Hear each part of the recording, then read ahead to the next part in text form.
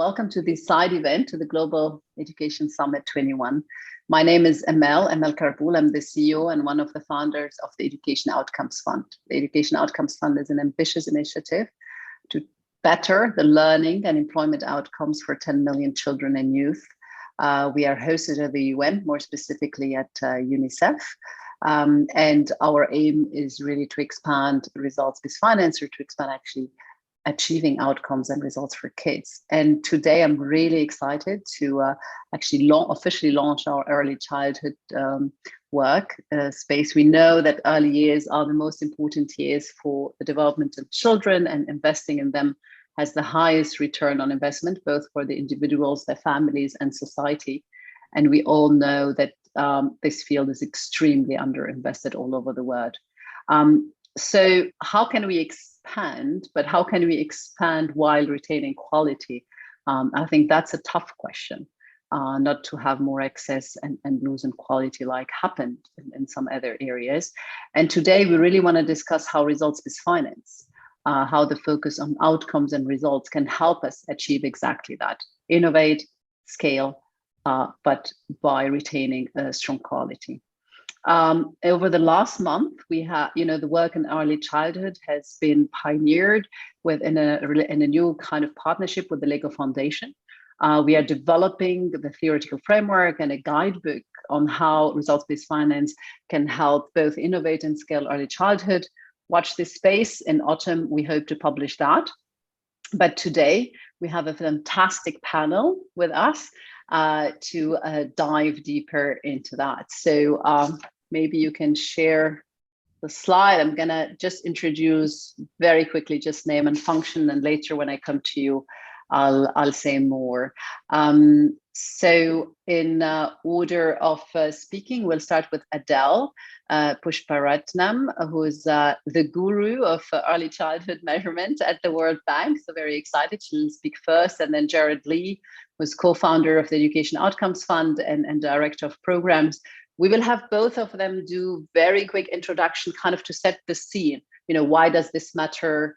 Can we measure what matters at scale, and what value add can results-based finance bring? We'll move then to a panel where we'll start with Ridwan Ali from South Africa. He comes from the ground and has implemented a results-based finance program there, and will share with us more. And then Sarah Bushi, who's from LEGO Foundation. Then His Excellency Jentrar Abe from Addis, Deputy Mayor of the Addis Ababa. I'll say more about what they're doing there fantastically.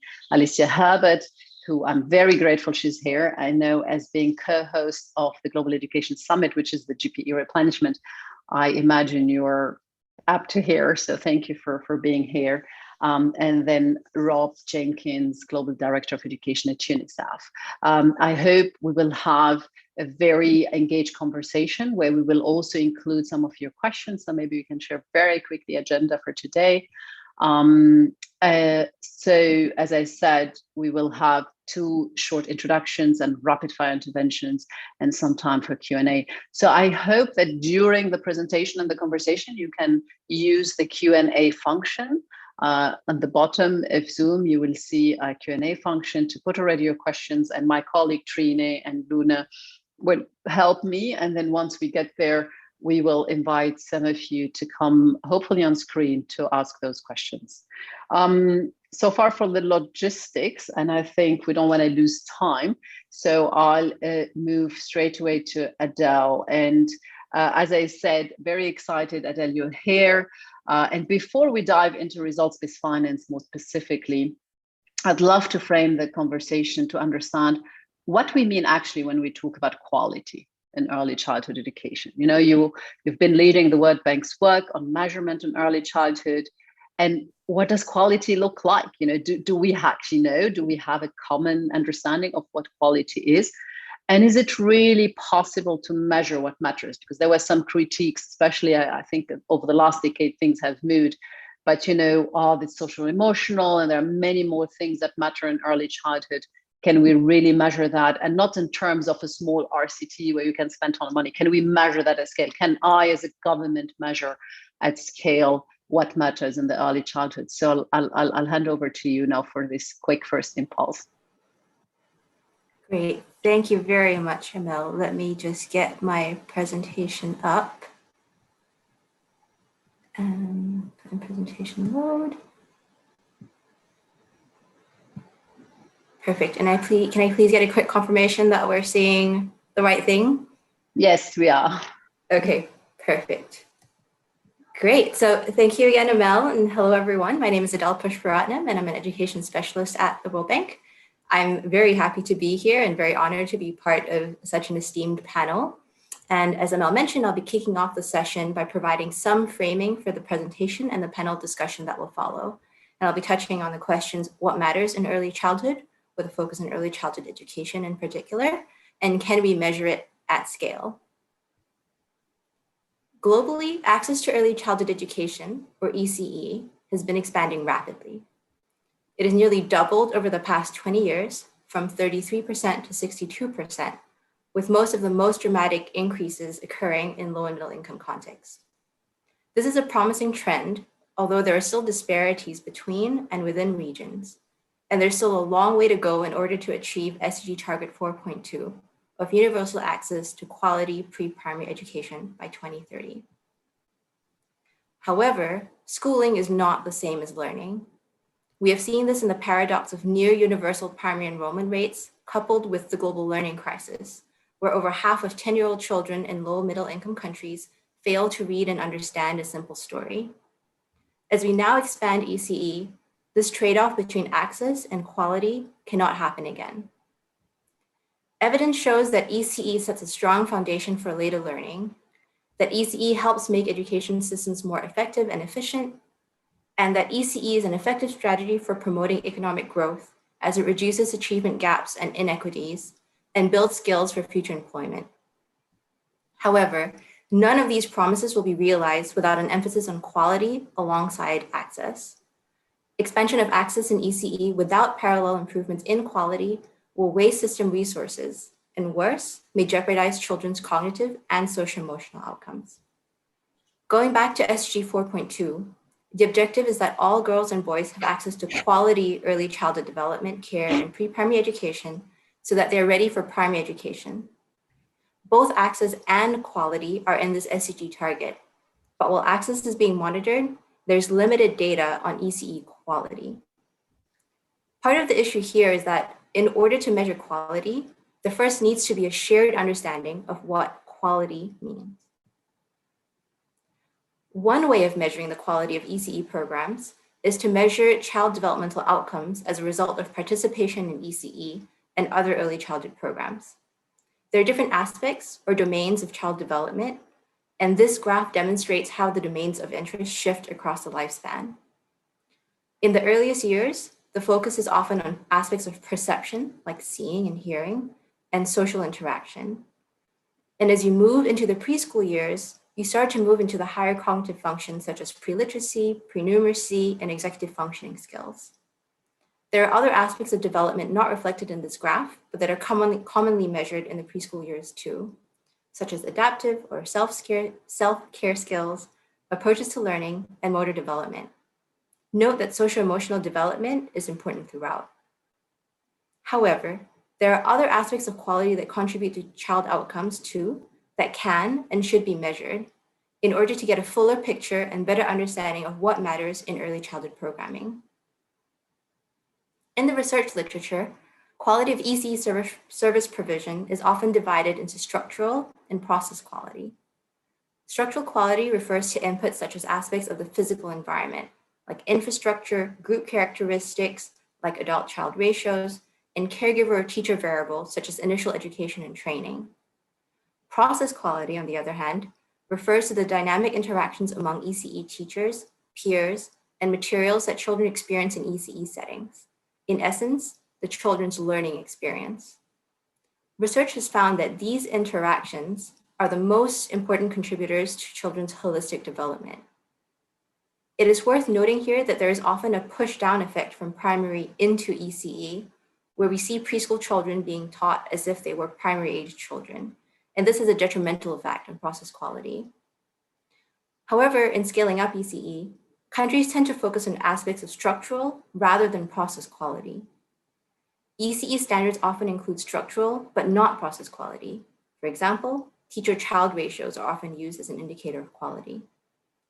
It does make sense to invest in structural quality, as some level of structural quality is necessary for process quality, but crucially, structural quality is not sufficient to guarantee process quality and thus child outcomes.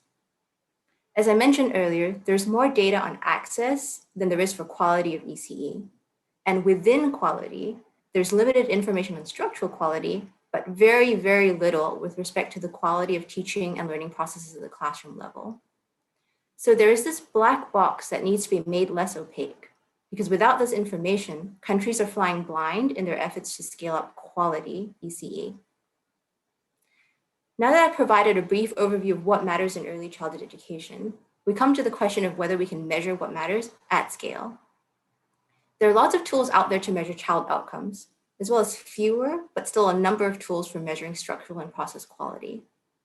However, there are limited examples of these tools being used at scale, especially in low middle income contexts, most commonly because of the resources and capacity needed for governments to integrate these tools into their monitoring systems. Here I wanted to share two examples of what we've been working on at the bank in order to support stakeholders to measure quality at scale, as this is an essential step towards ensuring quality is scaled alongside access. First, we have developed the anchor items for measuring early childhood development, or the AIM ECD. There's a direct assessment and caregiver report component of the AIM ECD, and they both consist of a relatively short set of items targeted at 4 to 6-year-olds that have been found to perform well psychometrically across low and middle income contexts. The hope with both these modules is that they facilitate the capture of early childhood outcomes at scale, particularly the caregiver report component that we're working on integrating into household surveys. There are other household modules that capture child outcomes, but so far none focus on this 4 to 6 preschool age children. Something I wanted to flag here is that when measuring child outcomes at scale, it is really tricky to get in-depth data or to use tools that would be sensitive to intervention effects in the short term. And this is where measures of quality are key, and measures of process quality in particular.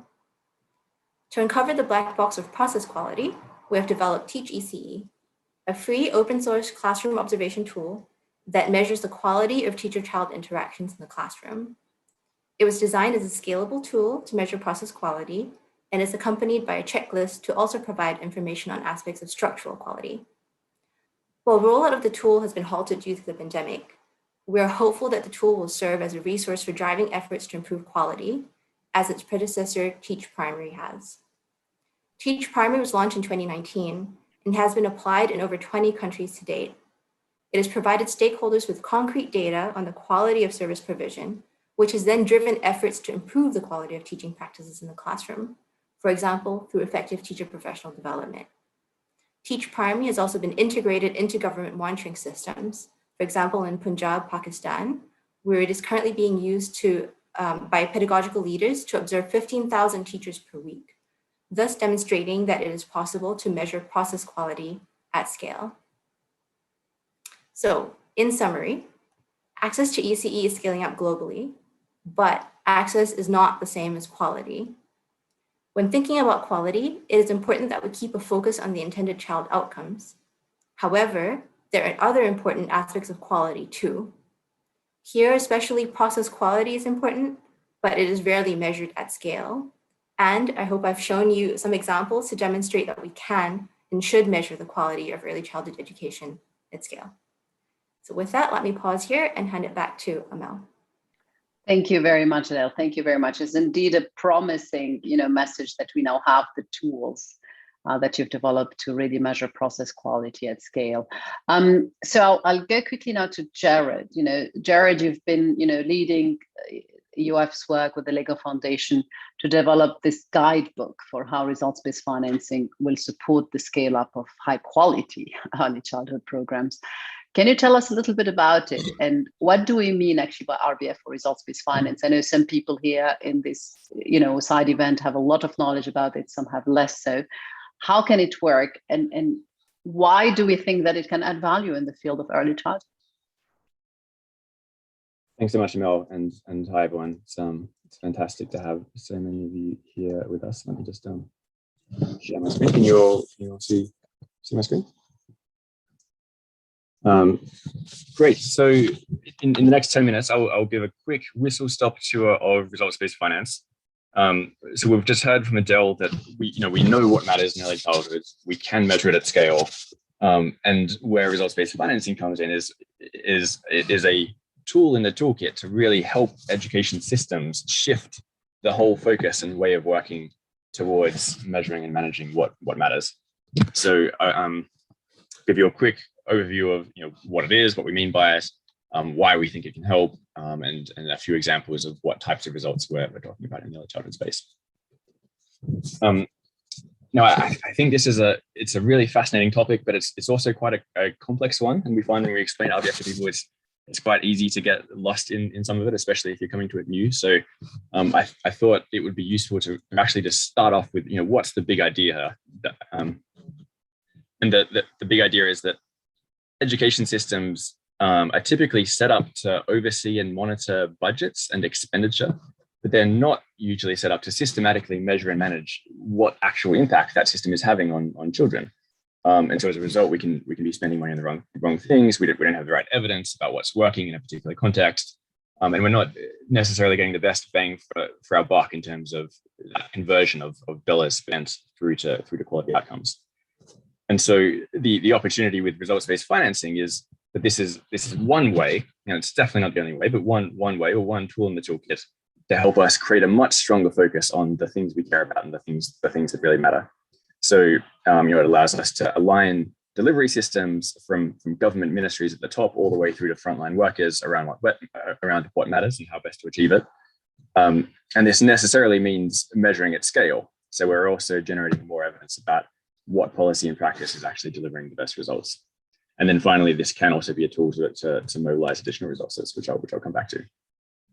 So that's the big idea. And of course, it's a simplification of a more complex reality. But if you only took one thing away from this presentation, that's what I'd like it to be. Let me then come back now to the basics. So what is results-based financing?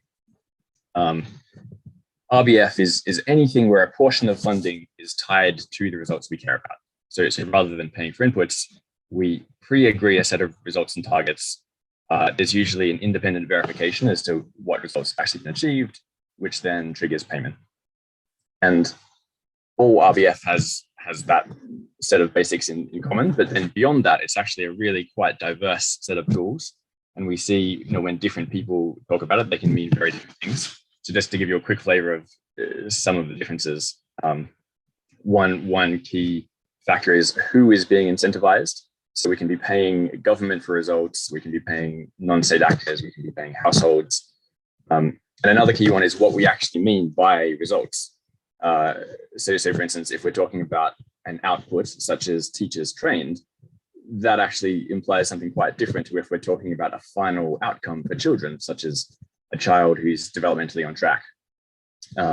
That's obviously a hard social problem that requires meeting the many complex needs of a child. And so it's definitely not a tick box exercise.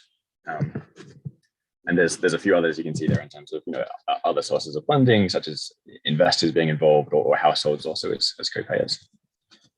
And just to give you a very quick idea of some of the instruments we're talking about, you can see here a list of stock names. I won't go into this in detail now, but also just to flag, 10 minutes isn't enough to really do a lot of justice to this topic, but there's a longer version of the presentation on the event website. So if you are interested in more detail, you can have a look there.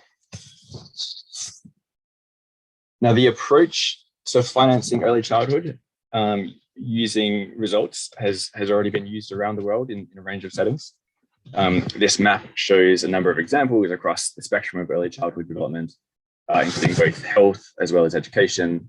It includes both government and non-state delivery systems, which you can see in the top left. And just to call out a couple examples, in northern Uganda, there was a program to test how delivery of child and maternal health services compared when financed by RBF compared to when it was financed using a traditional grant. And the implementers that were paid on results found that there was a a 3 to 8 times greater likelihood that they would be providing the correct treatment for malaria, pneumonia, and diarrhea for a child than the grant-funded facilities. So in other words, in that instance, tying payments to certain results led to much better health outcomes for the mothers and children involved. Another interesting example is in Uzbekistan, where the World Bank is launching an impact fund program that will stimulate private sector provision of pre-primary centers in urban areas in order to free up government funding to reach more marginalized rural areas where households are less able to pay for services. And the private centers are paid a subsidy by the government on the basis of a results framework, which includes an assessment of the quality of learning environment using the MLA tool, which is one of the things we heard from Adele earlier that matters a lot in terms of predicting child outcomes.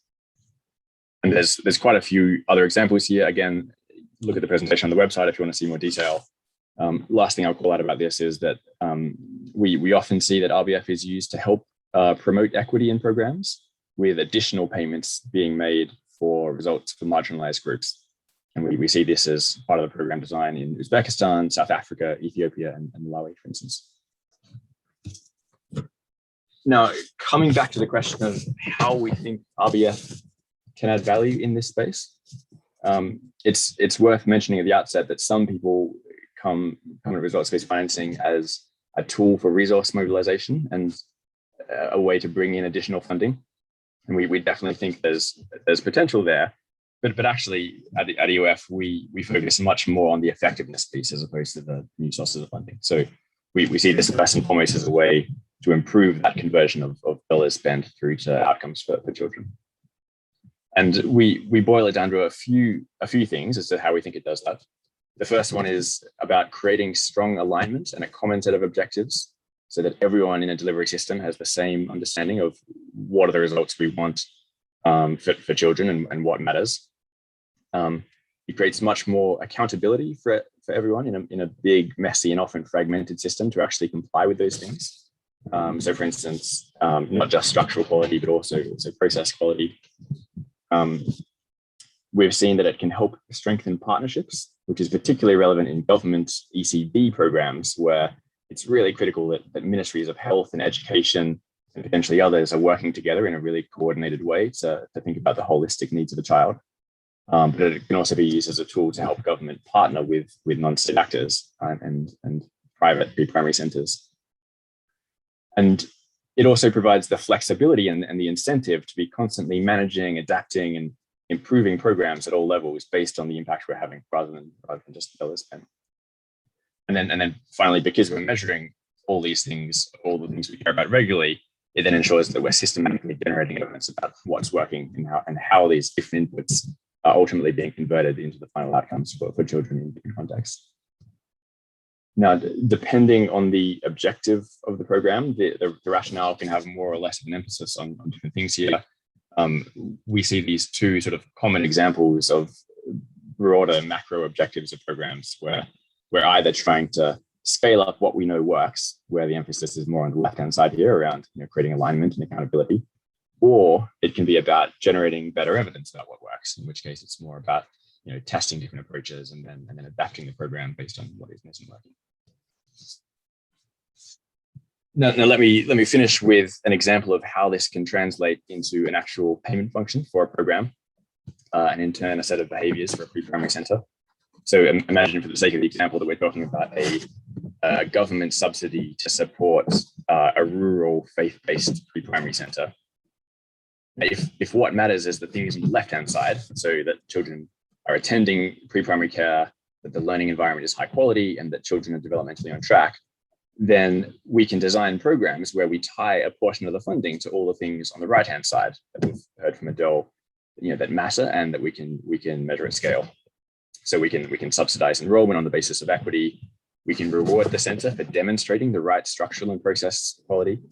And then we can tie a small but symbolically significant portion of funding to the actual learning and development outcomes for children, as well as primary transition.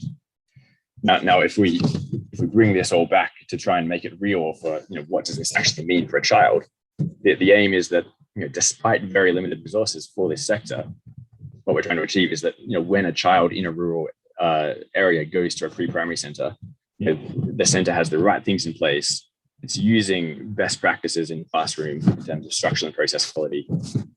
It means that the teacher in the classroom has the same understanding of what we're trying to achieve for the child as the policymaker in the capital city, thousands of miles away. And that they can bring that understanding to how they work with each particular child and tailor what they do to their needs. And because of these things, it means we're giving that child, and hopefully every child, the best possible chance to be developmentally on track and ready for primary school.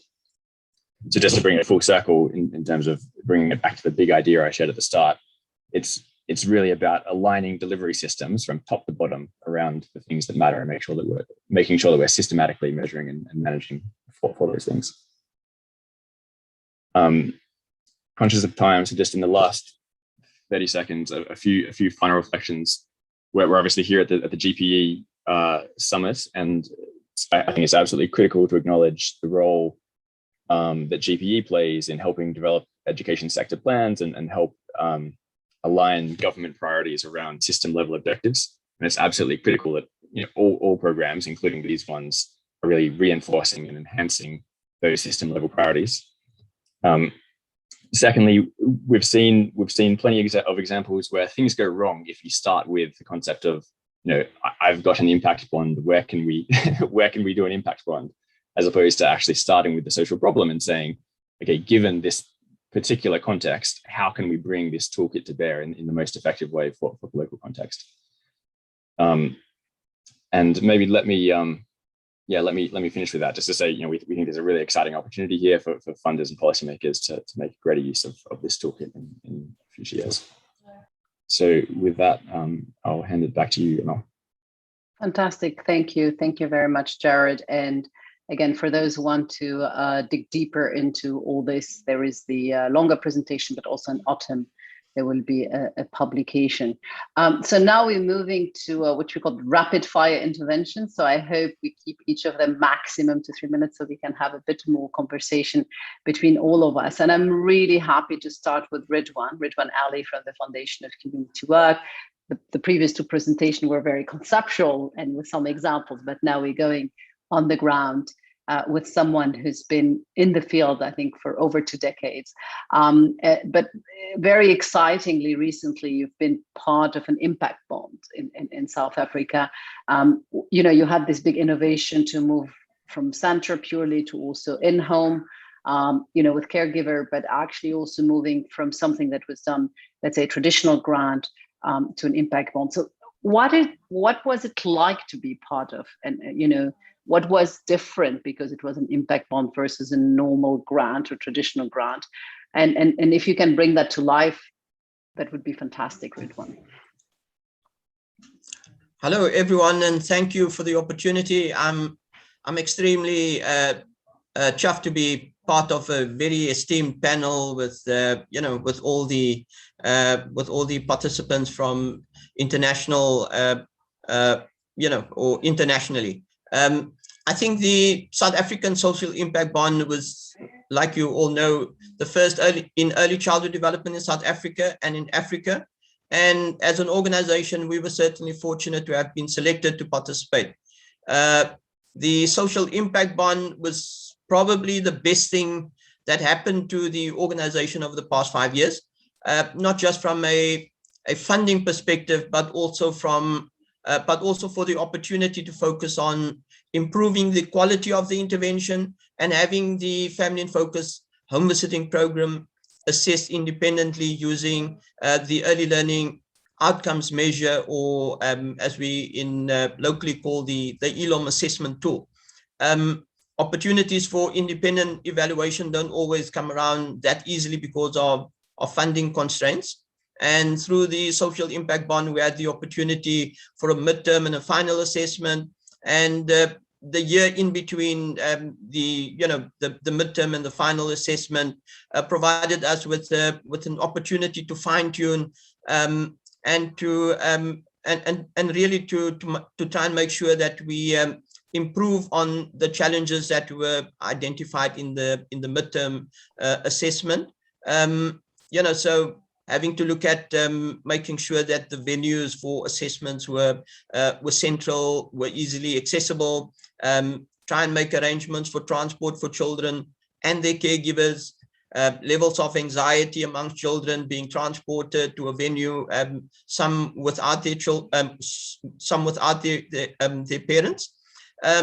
But I think in general, the opportunity to have the program assessed certainly provided us with an opportunity to look at refining and improving on the intervention itself. I think what the social impact bond also provided was the opportunity to attract skill and capacity in terms of M&E specialists, designated project managers, and the opportunity to incentivize the program, particularly looking at our home visitors in the field on the ground, and providing them with some salary adjustments and performance bonuses to guard against attrition and losing experience and skill in the program. I think it's also important to say that through the social impact bond, we managed to build an electronic monitoring and evaluation system to record and capture real-time data and from the field. And I think that, that happened through the use of making sure that each of the field workers had a mobile handset. And this also provided us with an opportunity to move from a previous paper-based reporting system that was often prone to human error. If I have maybe another 5 seconds, I want to say that, just looking from an organizational perspective, I certainly believe that from where we were sitting and partnering and being funded by the Western Cape Department of Social Development, the Western Cape government was certainly very keen to participate in the social impact bond, to explore a different funding model, and certainly benefited from the opportunity to look at how results-based funding can improve the work of civil society partners in a wide range of social interventions. With the current challenges of the COVID pandemic and possibly government funding being reprioritized, I think it's important to say, to this platform, that governments, and particularly the South African government, needs to be reminded of their commitment to children, and the international partners, UNICEF, the World Bank, Lego Foundation, etc., need to help to keep the South African government, or need to help the South African government to keep their foot on the accelerator in terms of ensuring ongoing support and partnering with donors and investors in social impact bonds in the future. Thanks. Well, thank you very much, Ridwan. And when you tell me, it's almost so parallel to many of the CEOs of NGOs or service providers on the receiving end of impact bond. They talk of not only achieving more outcomes for the children, but how transformational it is internally for them. And then someone, they're very open behind closed doors. They say, we've been, sometimes when you get grants for government or things, you do day in, day out the same program, and suddenly you kind of put it on its head. No? And that's what you've, I think, told me also, the preparation, that you kind of start doing things completely differently. Yeah. Fantastic. So I'll move to Sarah Bushi from Lego Foundation. We've listened now from an experience from the ground, and you from your funder's perspective, and Sarah, I believe, if I'm not wrong, Lego Foundation is one of the biggest private donors in the early childhood space. So why are you partnering with EOF? You have this core mission about learning through play. I guess you've seen some challenges about ensuring quality of execution of play-based learning approaches. And so why are you looking at results-based finance, and where do you see that be able to play a role? Well, thanks so much for the question, Amal, and for the wonderful panelists so far. I think when we step back at the Lego Foundation, it's obvious that access to schooling has improved dramatically over the last 2 decades, but learning outcomes have lagged far behind.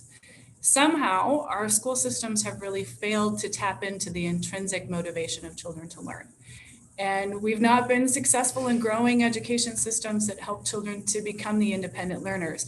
If anything over the last year has shown us as children who are trying to learn at home or learn without the direct supervision of a teacher, it's really clear that we have to fix this. And our efforts at the LEGO Foundation have been really to focus on how we can tap into children's natural motivations through a joyful, meaningful experience that helps children to iterate and really engage in socially dynamic ways. And we call that learning through play. So when you sort of look at that, the neuroscience is so clear that this is what happens in order to help children learn better.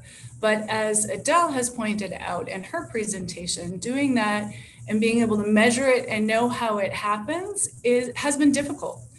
And then we hear from the presentation from Jared and Ridwan as well, this idea of alignment and incentives has been difficult.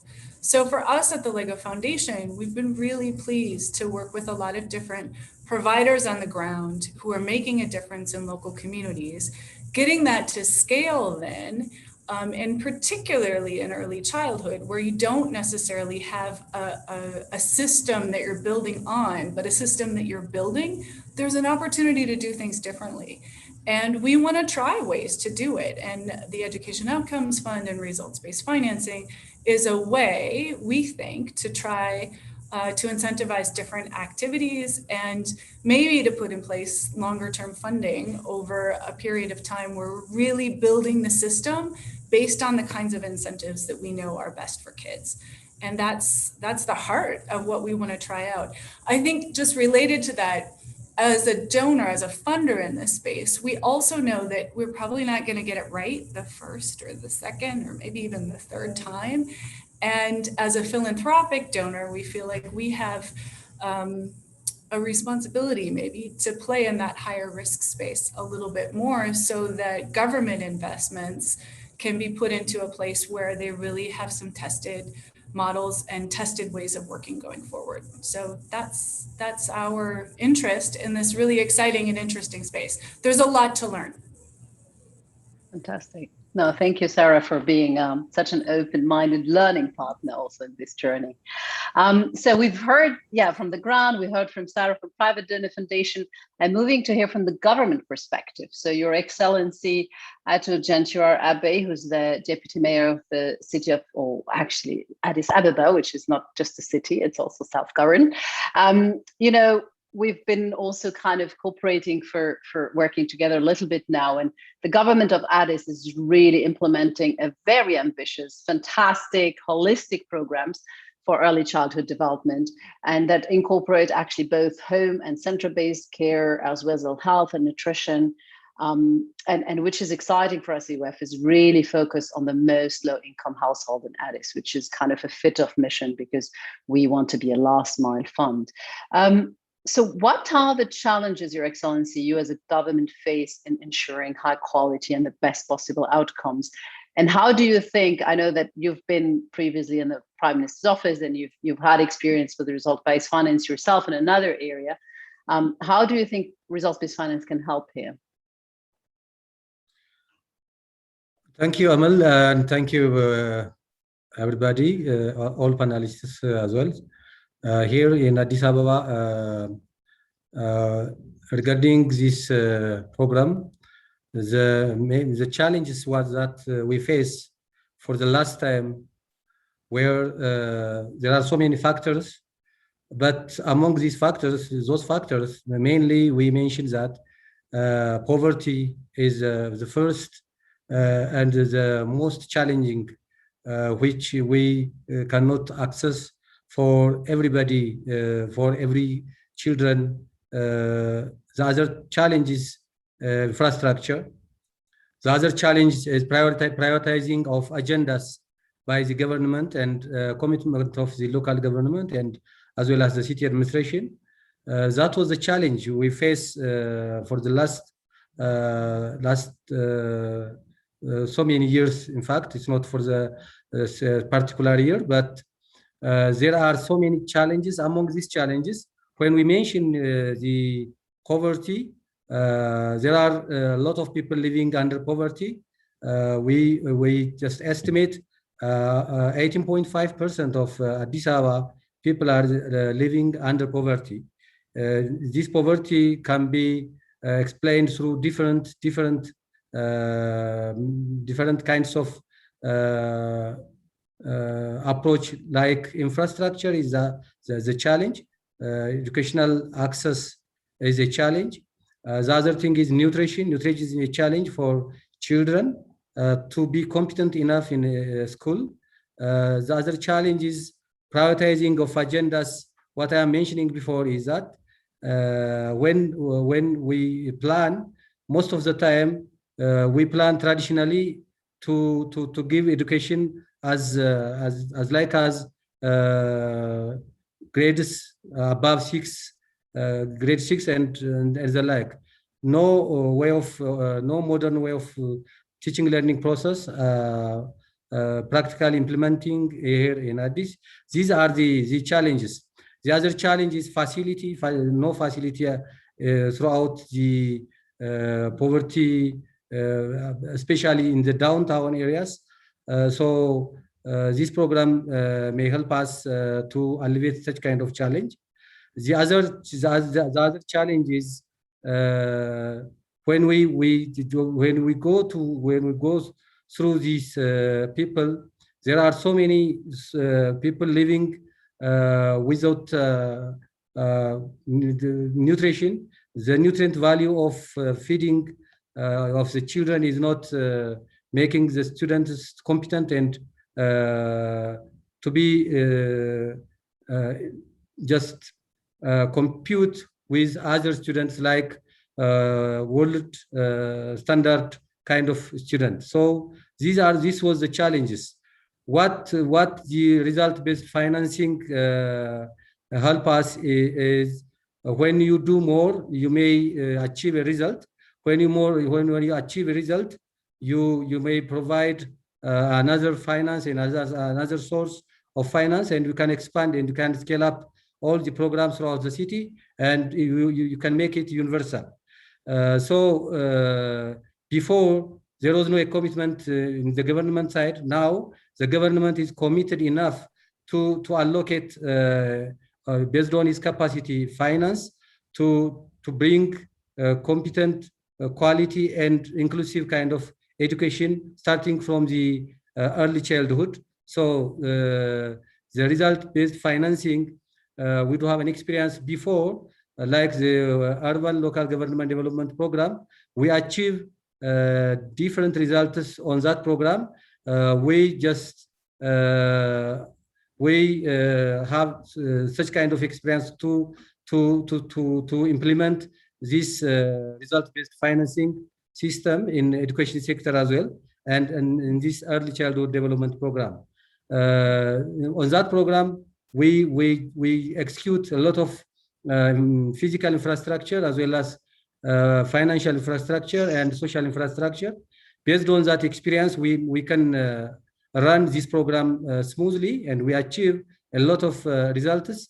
When we get that result, if we got support from different partners, we can expand it towards the whole sector of and corner of Addis Ababa, and we can expand also towards Ethiopia as well. It may also expand towards other nations in this regard. Fantastic. Thank you very much. And I know, Your Excellency, you've been very modest, but I know that the government of Addis Ababa has really achieved already quite some success of putting funding on the side. If you've closed streets during some days so that children can play, and you're super committed to have every child in Addis Ababa, which in the future will be around 1.3 million children, have access, and we'll come back to that. So as next, I would love to move to Alicia. I was already worried because I lost you, and I thought I have two Robs, but no Alicia. Now I still have two Robs, but at least one Alicia. and thank you very much for taking the time. I know you're representing the UK government, which is co-hosting the summit. It's called the Global Education Summit, but it's actually basically the GP replenishment, isn't it? And as a pioneer and lead funder in this space of outcomes funding and results-based finance, and you've been one of EOF's and actually the ecosystem biggest supporters, and you've been driving the needle really further in how can the money we spend actually achieve more outcomes and results. So why is FCDO shifting towards more results-focused approaches, or have been shifting towards those? Tell us more here, Alicia. Okay, brilliant. And I'm really pleased I was able to get back on, because I got cut off when I had real difficulties coming back on. I think just very quickly before I get into this, and I think that, yes, what's happening on Wednesday, Thursday is about the replenishment of the Global Partnership for Education. But I think, it's called the Global Education Summit because what we wanted to do as well is to put a real spotlight on education. Given the torrid time that we've had in the education sector, and children and young people across the world over the course of the last sort of 16 to 18 months, we felt it was a real opportunity not only, and of course very importantly, to push for the replenishment of GPE, but also actually to put attention onto education as a whole. And indeed, I think all of the side events in the lead up, including this one, I think is testimony to the fact that what we want to do is to look at, focus on education more broadly in the lead up to that. So we've been, I talked a little bit about the very difficult time that we've been having, we all know about, over the course of the past 18 months or so, particularly on top of the crises and the challenges that we had internationally in education even before COVID hit. So, it's great to be able to come together this afternoon to discuss this issue, and huge thanks to you, Amel, and to others. I think from the events of this week, it's quite clear, hopefully to all on this call, that education is at the heart of the FCDO's agenda. We are putting the full weight of our development and diplomatic resourcing, for example, behind education, particularly girls' education. As I said earlier on, the pandemic has made it crystal clear that what we are facing. And it's also for us as well, I think, and for me personally, that we can't continue as business as usual. We can't continue the way we were in the past. And let's not pretend that what we were doing previously, yes, we were making some headway, but we really needed to take a look at that as well and to accelerate. We think that we need innovation in delivery, we need new means and sources of financing and better ways of driving at results, given the scale and the depth of the challenge that we've got before us. So we're trying to do this in a number of different ways in the British government, in FCDO. For example, in May, the G7 Foreign and Development Ministers endorsed 2 ambitious global targets on girls' education. They were later endorsed by the G7 leaders. And these targets are around getting 40 million more girls in school by 2026. In low and lower middle income countries, and 20 million more girls reading by the age of 10 or the end of primary in low and lower middle income countries by the end of 2026 as well. And that was the first time that the G7 had agreed targets in this way. In addition, the strong international response that we expect them to encourage, they are significant for our discussion today because they focus attention on outcomes, which is the calling card essentially of the Education Outcome Fund. You ask about the appeal of outcome funding for donors, and part of the answer is that just like the global targets I just spoke about, outcome funding focuses action on results, as the most important thing. This may sound obvious, but as we all know from experience, it is not necessarily guaranteed. Tying donor payment to outcomes delivered means that we set clear expectations on performance, direct attention to what matters most, be it learning gains or regular school attendance, whatever it is we're trying to achieve. And as well, they are transparent about what results are to be achieved. At the same time, we're able to give partners flexibility to adapt quickly to local conditions, to innovate and to show what works. Another part of the answer to the question that you've asked is that outcome funding is a way of bringing much needed new resources or new sources of financing into education. In May, the UK Prime Minister Boris Johnson launched the UK's Girls' Education Action Plan. And one of the elements of that plan stresses the need for innovative financing to leverage scarce ODA and to make it go further, especially with the private sector. Outcome funding is an opportunity to bring together governments, education providers, and investors to improve learning. And as well, we think it's worth pointing out that given that we are gathered with the GPE replenishment, that the GPE itself has also stressed the value of impact bonds as an important part of the new operating model, and we should make the most of that wherever we can. As you say, Amel, we are supporting the work of the EOF in Ghana and Sierra Leone. Our partnership with the government of Ghana is to support for the first EOF project, as it were, which will mean improved learning for over 120,000 primary school children, and to ensure that about 75,000 out-of-school children enter and progress through school. In Sierra Leone, the EOF partnership will support improvements in literacy and numeracy, but also enable the government and its partners to trial and to test interventions so that we deepen our understanding of what works and which financing mechanisms will best drive progress in basic education. Both funds will connect providers to impact investors who finance upfront, before donors verify and reimburse outcomes. I'm keen to hear more from colleagues. We've already heard some fantastic presentation, but keen to hear more from colleagues today about the role that outcome financing can play in driving progress in ECE, in early childhood education specifically. We know the value of ECE, but I will conclude for now by saying that whether you are working directly on ECE or foundational learning or inclusive education or education in emergencies, the education sector needs to find a better way of bringing other funders in to support our efforts, and the outcome funding agenda must be part of that. So that's why we are quite keen on outcome funding, and we'll be pushing through with it. Thank you very much. Cheers. Thank you. Thank you very much, Alicia. And so, finally coming to a great pleasure to come to Rob Jenkins, who probably can't see me anymore. You've been seeing too much of me. He's part of our ExCom and an amazing sparring partner and thinking partner, and hopefully soon implementing partner on results-based finance. So Rob, UNICEF has a very close partnership with 100 plus governments all over the world. You work hand in glove with governments all over the world. So how different is this results-based approach? I know that UNICEF has been on results-based approaches for a really long time, but how do you think different is this one to what you're doing today? And how do you think can we get more buy-in from governments for shifting towards a stronger focus on results, particularly in early childhood?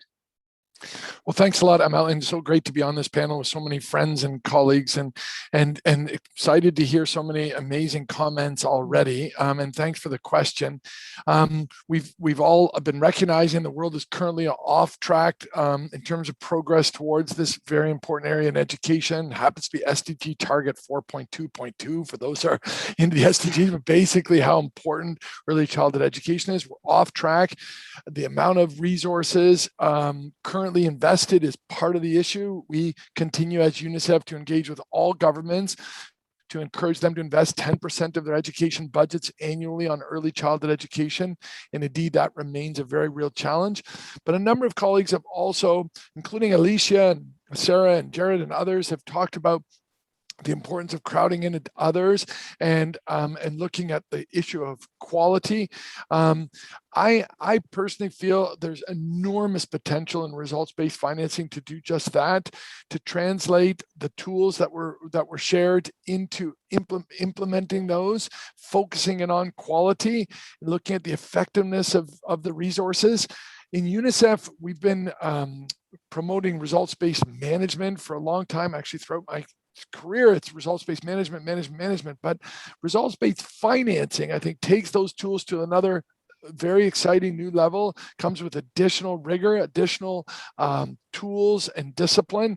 And indeed, as Alicia mentioned, I think it enables us to engage with other stakeholders, other donors and potential donors who may be interested in investing in this space with the rigor that results-based financing offers. In terms of content, I feel there's a lot of evidence on what works in early childhood education across a whole range of diverse contexts, whether you're looking at the transformation that's happened in Bangladesh, for example, from the kind of mid 2005, 2006, 10, 12% of children accessing pre-primary enrollment to now We're passing, soon to be passing 80%. That's in 10, 15 years with quality.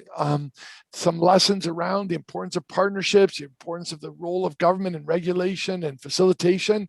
But again, engaging with communities, with non-governmental organizations, with the private sector, to all become involved. Many other examples from Thailand, from Indonesia, across Africa. So I really do feel we're at a point with these tools, with this level of engagement, to leapfrog in this space. And thanks again, Amal. Look forward to the discussion. Fantastic, fantastic. So let's jump into the discussion. Let's try to make it very dynamic. So one question I've been asking myself while listening to you, because, on one side, we have this massive learning crisis. We're failing half of the world children basically by 2030, and that was before COVID. In early childhood, it's even stronger. And we have a proposition, be it the Education Outcomes or Outcomes Fund or others, that say basically you pay for results, like your money, tax money, philanthropic money, pays for guaranteed results that are validated, that are there, and you could cut basically the whole way. So actually, when we started the Education Outcomes Fund, and it's been an interesting journey, it felt more challenging, the status quo, than I hoped it would be. So why are people not queuing outside, here? Why is not a long queue? Because imagine you tell a government, an institutional donor, a private donor, you're gonna pay just for results, and if the results are not achieved, you're not gonna pay.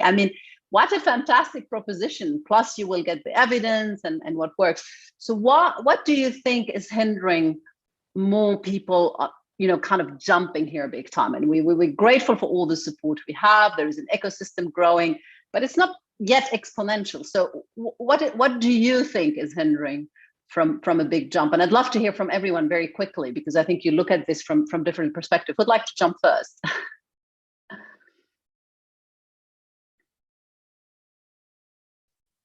Well, maybe considering I came last, I'll just keep on. Thanks, Amal. I think it's a great question.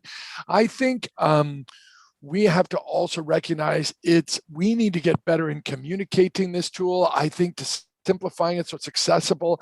I do think we tend to get a little bit too in the weeds and nuance. As you know, Amal and Jared and others who've been at this a long time, sometimes it's quite a long time to work through the specifics of the indicator, et cetera. I think we're there now. I think we're better at engaging with others and broadening the tent, if you'd like, simplifying it, but not compromising on the power of these tools and the quality. So I really do think we're at kind of a liftoff point now. Fantastic. I see here Emily Gustafson-Wright talks about in 2015 with our first Brookings event, launching our research and impact bonds for ECD at the Lego Idea Conference. So thrilled to see full circle. So Sarah, maybe you're going to go next.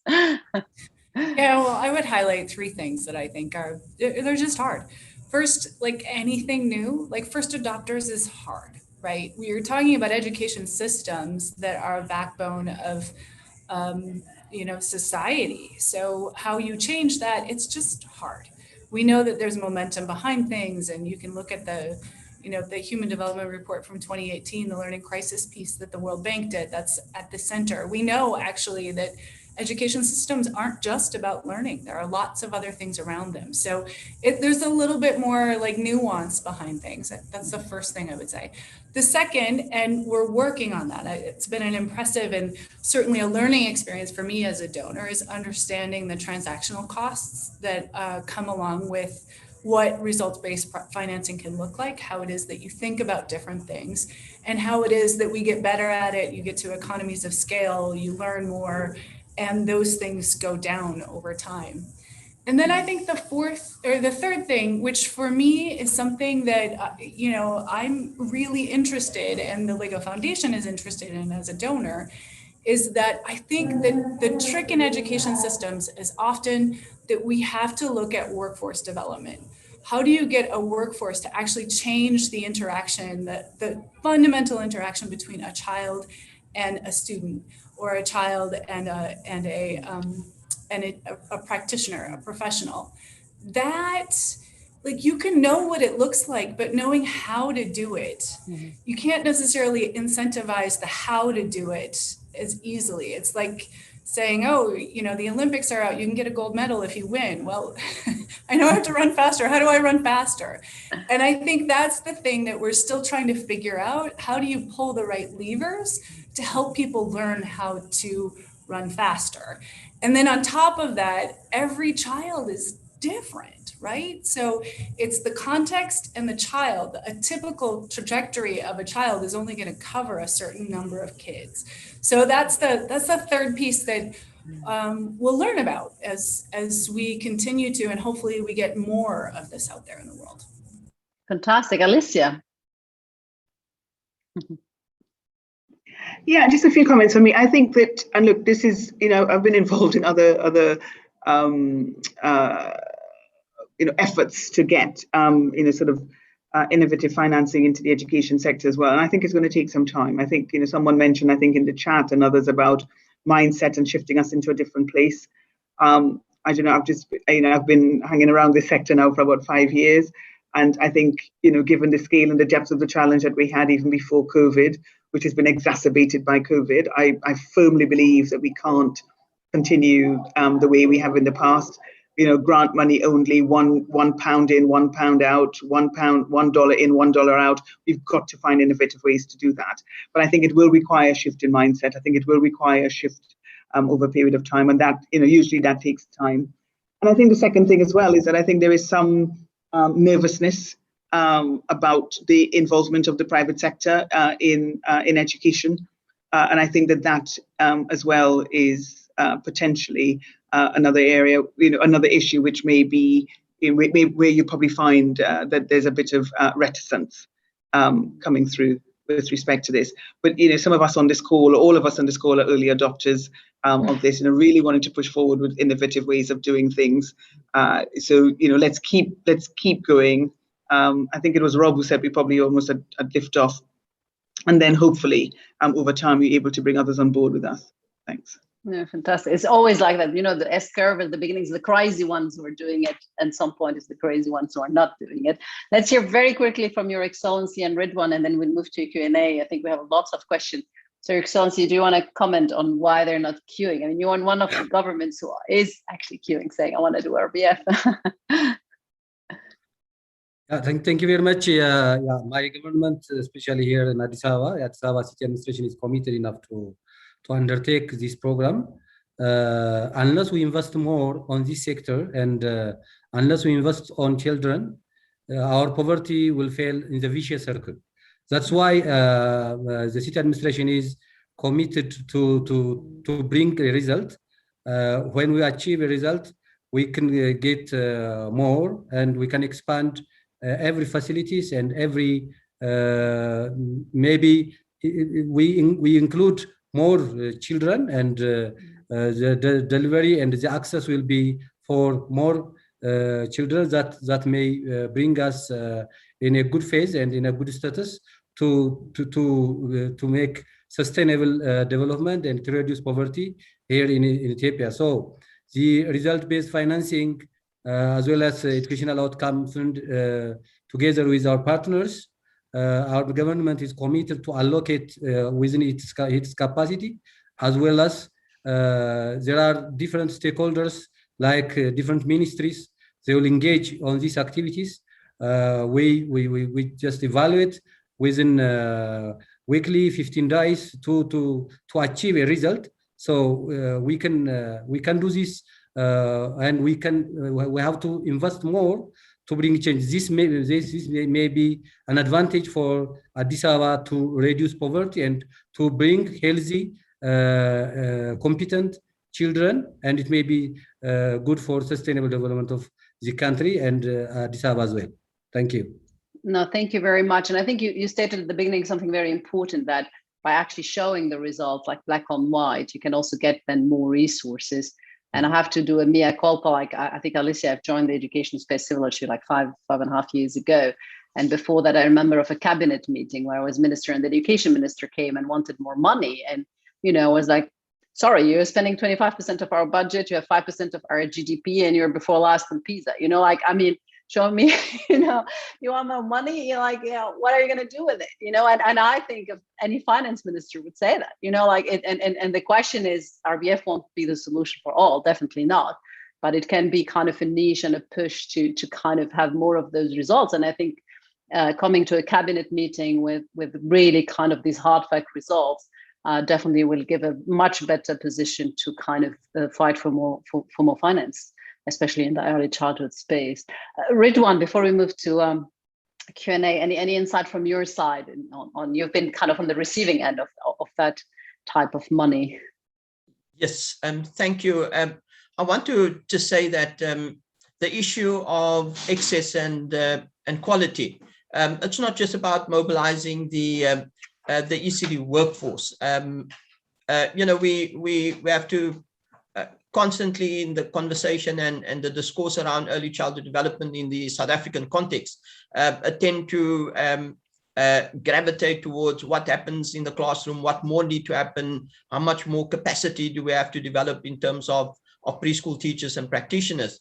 I think what we're missing out is how do we provide better support to caregivers and parents. I think there's the expression that caregivers and mothers are the first and the best teachers of their children.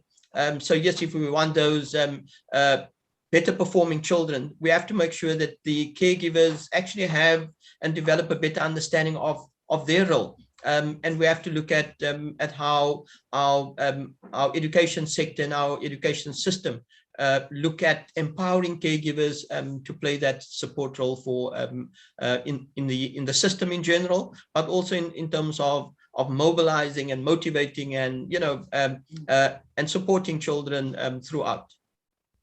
No, thank you very much. And actually, there is a really also compelling element here of combining, the skills piece with the early childhood piece, kind of closing the circle, because youth unemployment is a massive, issue for many, many countries, and being able to, kind of train some to become, early childhood teachers and facilitators and supporters could be a massive opportunity for a country as well. So I'll go to Trina now, who's gonna get us some. I think I've seen quite a few questions. Some have been already answered, but over to you to get us some of our participants here. Yeah, thank you very much. We've seen a really great sort of interaction both on the chat and also on the Q&A function. And I know that some of our panelists have been kind to sort of address them along the way. I also can see that we have so many that we will not get through all, but we will try. So firstly, I'll apologize for how I'm going to pronounce some of your names now, but I'm hoping that kind of like kickstart us off. So I know that we have from the World Bank, firstly, a colleague, Jansen Teixeira, who's got actually specific experience around the Uzbekistan SIB. So I would be love to hear from you first. And then I know Dalika had a couple of questions, Dalika Banda, our ex-com member for specifically for Adele. And then if we get to it, I hope a couple of other questions as well from Kain Schultz, sort of the difference between RBF and sort of social delivery, and one from Maya Yankova, I believe, or sort of more broadly around lessons from countries transitioning into results-based finance. But Luna, take us away. Maybe let's get all four quickly and then have the panel answer, kind of few panelists answer some of them before we go to the closing round to finish on time at 5:30. Yeah. Okay, so Luna, are you helping here? I'm not sure. Jansen, you're there? Okay, fantastic. Go ahead. Hello, everyone. I'm Jansen Teixeira with the World Bank. I'm a senior education specialist. 4 years ago, I was tasked with the preparation of an ECD project for Uzbekistan. The major challenge in Uzbekistan in 2017 was very low access to ECD, extremely low. In some provinces, it was as low as 10% or 9%.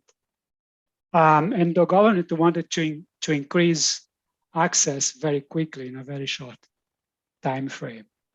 They were also very focused on results and the concern with quality, which Adele flagged so well, highlighted so well, was also there. So the government knew they will be running a risk of increasing access and not getting so much for quality. That's one part of the story of the Uzbekistan seed.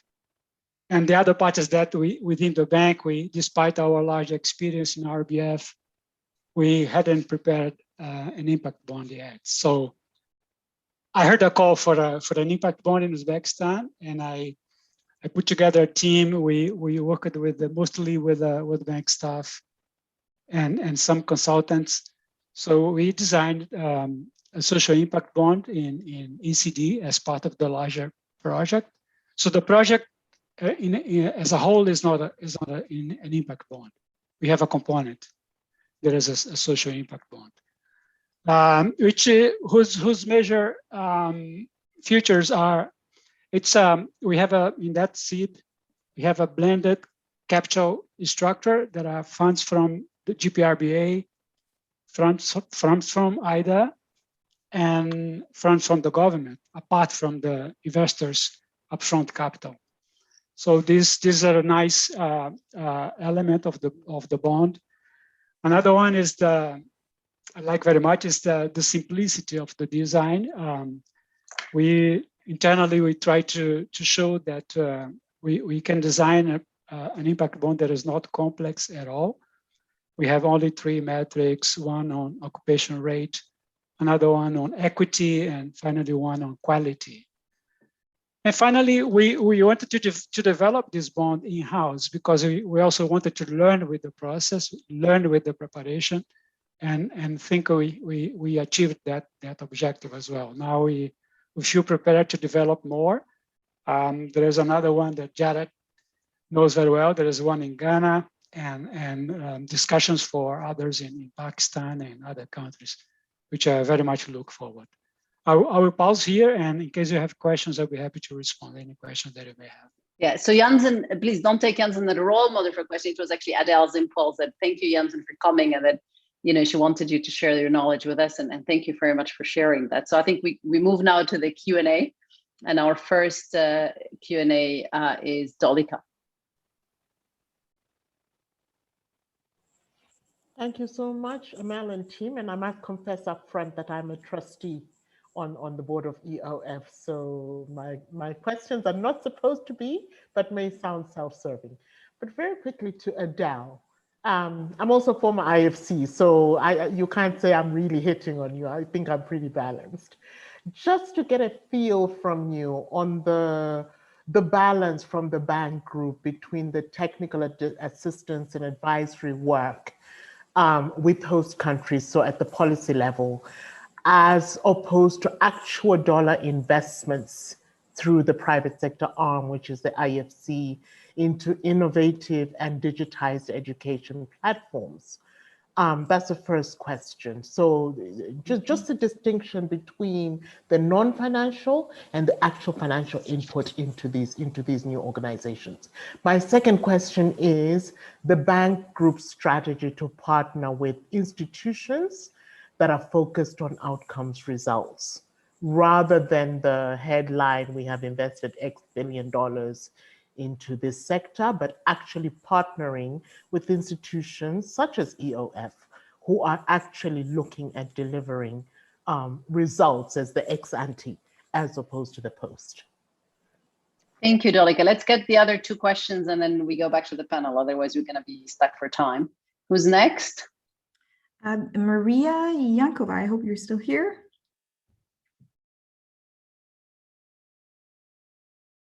Luna? There it is. Yeah. And maybe you can bring already the last one in already so we can quickly. So Maria, hi. Hello. Well, actually, thank you for this very important discussion I've been listening to. Actually, I felt that my question was more or less answered. Because it was really focused on some lessons learned and maybe some challenges with regards to countries who are now making transition to results-based financing, because we are aware of the positives, but usually there's resistance from the education system, from the professionals themselves. But yeah, I felt that more or less the panelists talked about the need for communication, some of the transactional costs, the workforce development, etc. So if there's anything else that needs to be needed for countries such as Bulgaria, it will be really great to hear. Thank you. Fantastic, Maria. Yeah, maybe Jared can talk a bit because, you know, the need of champion, but we'll see. Okay, last one. Have Kane with us at this point in time, but it was a little more of a technical question, but more so around how results-based finance differs from sort of what was it, social delivery or traditional social delivery in case of donor funding, where it's usually tied to monitoring and evaluation of results, and that might also be specifically for Jared if we do have time for that. Oh, Ridwan maybe from the grant. Okay, so yeah, Adele. So let's start with the World Bank question.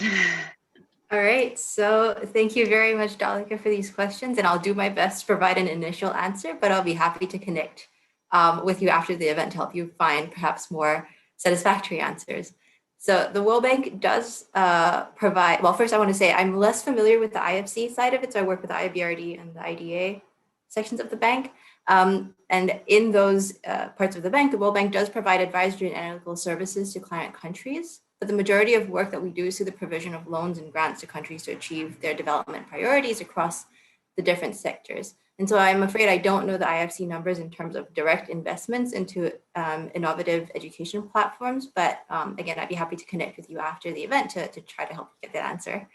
And then in terms of the bank's strategy to partner with and finance institutions that focus on results rather than input, again, from my experience in the work that I've done so far, it's been primarily work with and through client countries and government counterparts, with governments implementing the projects through the government structures. And within these projects, the bank does track both inputs as well as results as part of the project monitoring, and there's a growing use of RBF within World Bank projects, as Jansen already alluded to, which will helpfully move the needle in this direction as well.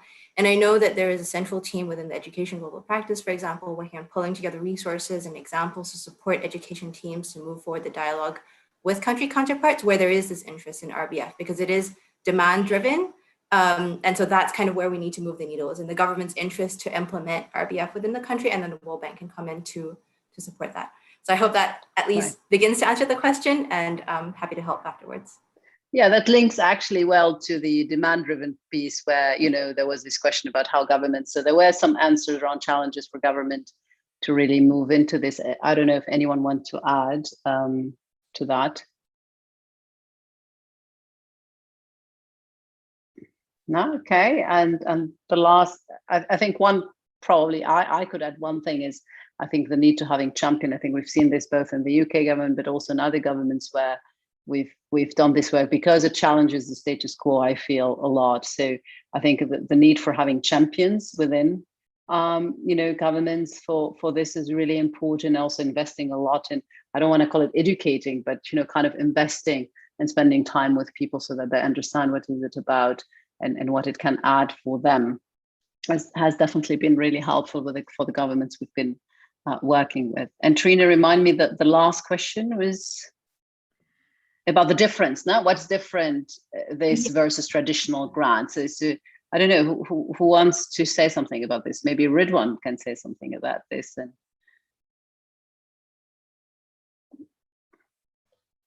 sorry, just trying to find my mute button. Look, I think what social impact bonds have certainly done for us on this side was to keep us focused, keep us looking at the bottom line, and making sure that we work towards delivering on that. I think in terms of conventional and traditional grants, it was, you know, year in, year out, you report to donors and funders on what you do, and they were happy to you know, just receive a copy of your annual report and financial statement. I think what we did in terms of the social impact bond was really to look at the opportunity of having partners, investors, funders intermediaries walking alongside, and just making sure that that the program worked the way it has been planned and designed, and I think that that's useful. That has made the program so much more meaningful, and we've taken quite a few lessons out of the 3 years of the social impact bond in South Africa. Yeah. And you've talked, I think, also a lot about this real-time data and much bigger investment in data, no? and monitoring. Absolutely, yeah. That you normally is a small piece of a traditional grant, which becomes kind of central here now. Okay, fantastic. So I'm moving to the closing remarks so that we can end on time. And the question I'd like to ask every one of the panelists is just one sentence, basically. What's one thing you've learned today in this event, or you take away from today? So either something you've learned or a message that you have for the audience. Your Excellency, is that okay to start with you? I'm starting here from right to left on my screen. Yeah. On today's panel, we acquire different issues, and I acquire knowledge regarding the result-based financing and the educational outcome fund, what we have to do, and the whole thing that will be going towards children, and education brings change, and this kind of financing system may be important to achieve results and to make sustainable way of learning process, and to develop citizens, and also the whole system in education sector should be started from the scratch, from the bottom, from early childhood. And when you finance and when you achieve results there, we can bring change towards the quality education, competent citizen, and the like. So I acquire different from different panelists and questions. I acquire a knowledge regarding how result-based financing is important throughout our development plan. Thank you very much. Thank you very much. Thank you, Your Excellency. And you're really indeed developing a nation from starting an early childhood. Jared, what have you learned today, or do you have a message? Yeah, thanks everyone, and thanks so much everyone for staying with us. I mean, I think my one biggest message would just be that, especially in the early childhood space, like we know that we can't just scale access without a focus on quality. And so just wanted to reiterate that, this is definitely not the only tool in the toolkit, but we think that this is a useful tool in the toolkit to help, shift policymakers, systems, complex delivery systems from the top to the bottom towards the things that matter most. So thanks again, everyone.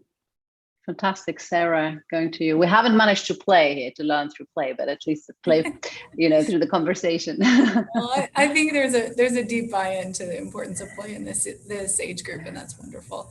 My takeaway, I think, from the panelists and from the questions that have come across is just that transformational thinking really requires a learning mindset.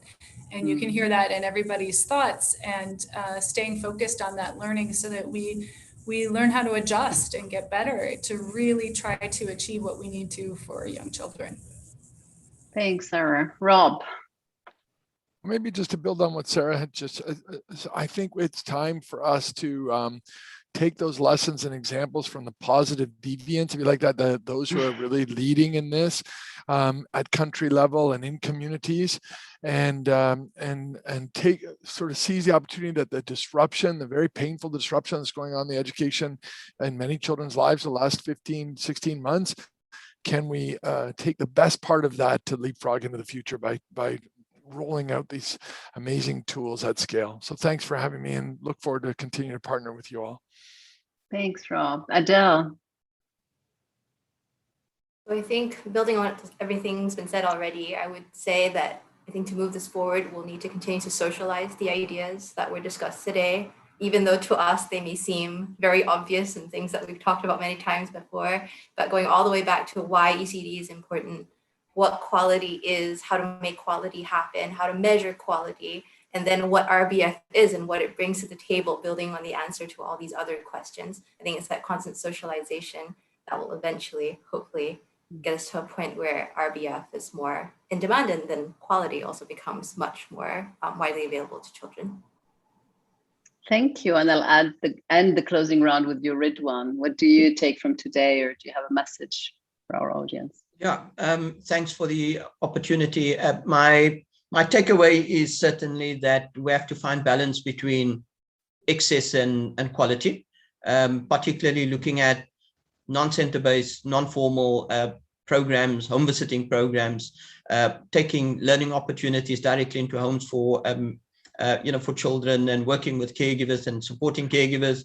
And we have to certainly pull out the stops to look at the quality of the intervention, and making sure that if we grow it, if we scale it with more field workers and home visitors, that we're not just doing it to reach numbers, but that we do it so that children actually benefit, and that their preparation for the challenges of the formal school system is on a good footing.